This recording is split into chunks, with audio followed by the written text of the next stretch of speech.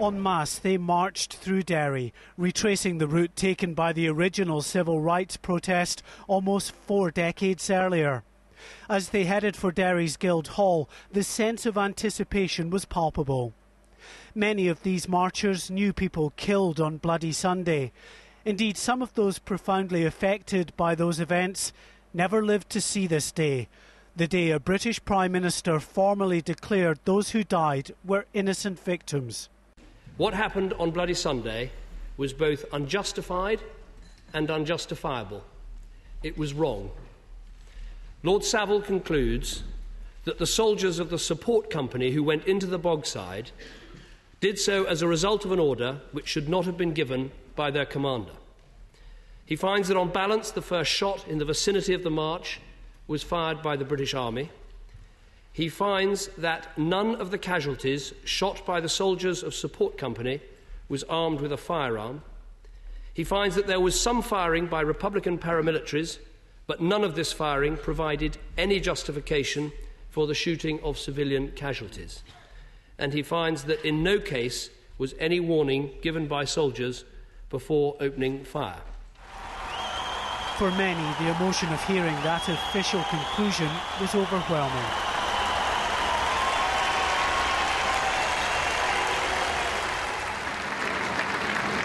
My 27-year-old brother, William McKinney, was murdered by British paratroopers on Bloody Sunday. This is a historic day for Derry.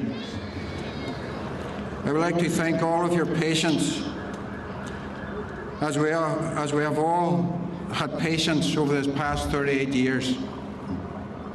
But today, the waiting has come to an end.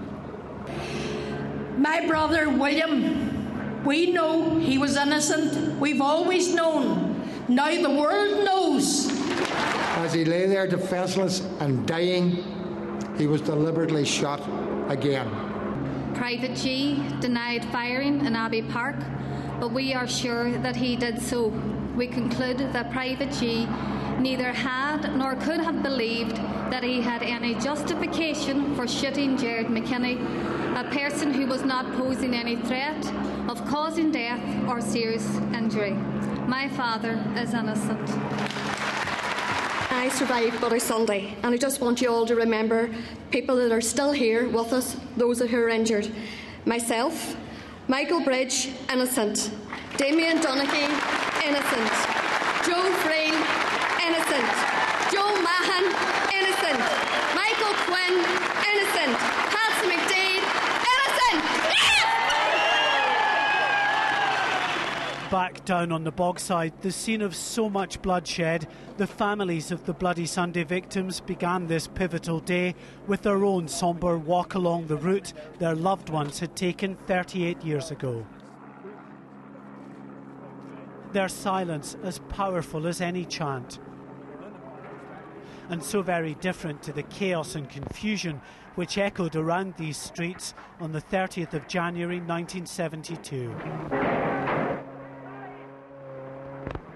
In 25 minutes of mayhem, British paratroopers opened fire on civil rights protesters, killing 13 men and boys. A 14th man died months later in hospital. The world may have moved on, but for many in this city, particularly these relatives of those who died, the events of Bloody Sunday are still deeply felt, and the sense of injustice is profound. Now, Lord Saville's long-awaited report has given many of these relatives hope that justice is within sight.